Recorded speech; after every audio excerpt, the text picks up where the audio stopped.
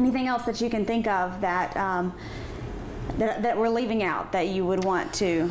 Well, I mean, I think, certainly, though it's been a painful process, I think the judge has been fair. I think certainly the citizens of Baldwin County have been fair.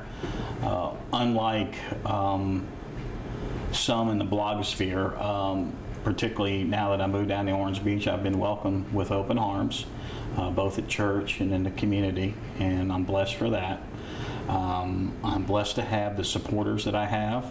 It's difficult right now, obviously, to go out and find work.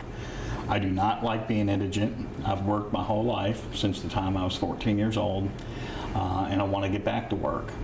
Have you tried to find a job in this year? Well, again, it's difficult being under house confinement, and it's also being difficult when the media basically goes to the employer and say, I hear you're going to employ Steve Nodine, so it's not fair to them until my name is cleared and my innocence is proven. And I think now that we're going through this, I believe that we should have had a resolve. It's been 78 days.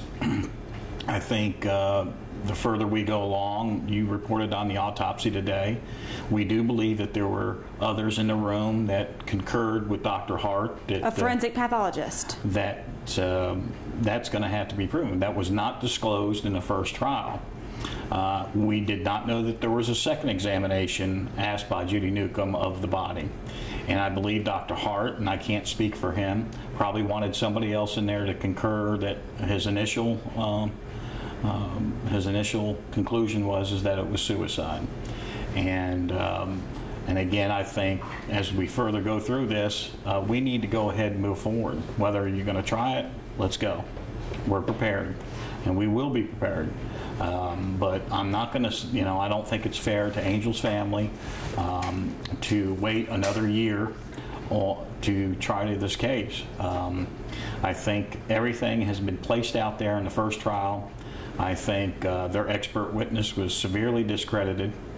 I'm perplexed on how Ms. Dixon could go to Atlanta without a transcript, which would be the first thing that you would ask for, to ask what Dr. Downs felt about Dr. Lawrence's testimony and about the testimony that was provided by the other experts, and particularly the testimony provided by Dr. Hart, which his initial conclusion that it was suicide. Why he ruled it inconclusive will probably be festered out as we go through this process. There was a lot of exculpatory evidence that was not released to the defense team prior to that. We believe there could be some spoliation of evidence, which would be grounds for a dismissal. But I know the lawyers don't feel this way, but I feel this way as I'm intent in proving my innocence, not only for my son, but to give Angel's family a peace of mind. 9 people on the first jury in the first trial, we're told from the jury foreman, voted guilty. 9 people were ready to convict you of murder. That has to be scary for you going into a second trial. No, I don't think that that was the case at all. I believe it was 3 people that said that there was no evidence and only theory, and the other 3 had made up their mind before they went in there. And you got to remember, it was right before Christmas. I can't speak for the jurors, but speaking with Mr. Nisley, we truly believe that they did not look at any evidence, and it was tainted by all the media coverage. And we live in a community that has dual coverage, if you will. I mean, you guys cover both, actually 5 counties. And so, I truly believe that I don't care if it was 11-1. I don't think that that is what we should base our judicial system on. They have to prove without a reasonable doubt that there was something there. And I'm truly shocked at Judy Newcomb's last statement that she made in her closing arguments. And when the transcript comes back, and I'm still surprised at the transcript, we had to order the transcript and cost the taxpayers $12,000. that if you remember her in her closing statements, that if Angel, did commit suicide, this man drove her to it. Now, that shocked me, to think that she went through this whole trial to try to prove that I harmed somebody, and then to come up with the conclusion that if she did commit suicide, this man drove her to it. And that was in her closing statement. Of everything that came out during the trial, and talking to the jury foreman, just like we're talking here, the jury foreman said the reason he was ready to convict was because he believed that the neighbor's testimony. Well, the neighbor's testimony, you're talking about He believed that the neighbor seeing your truck after the gunshot was enough to convict. Well, he has to look at the audio and video of the body cam of the police officer in the area of which Angel's house was, and he was in 903. Mr. Whitehead walked up, and his body is facing, his chest is facing the police officer, and they're standing at an angle, and this is Angel's house, and he said, I heard the shot, and immediately came out, and he pointed down the road and said he saw my truck. And again, it gets back to those split sections. I mean, life is split seconds.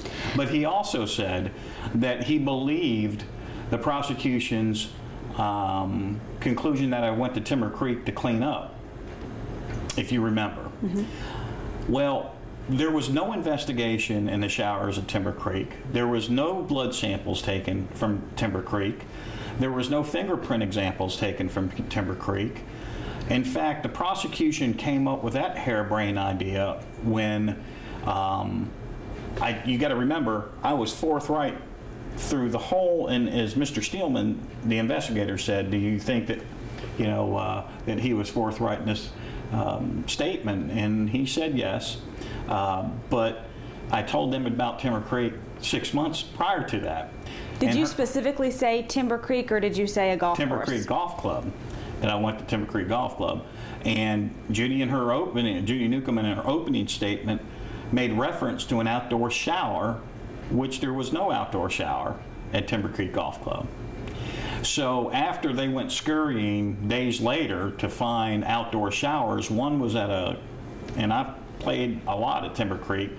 I knew about the pool over by Highway 31, did not know an outdoor shower, but I didn't even know that there was a clubhouse at Timber Creek, a pool clubhouse outside the golf club.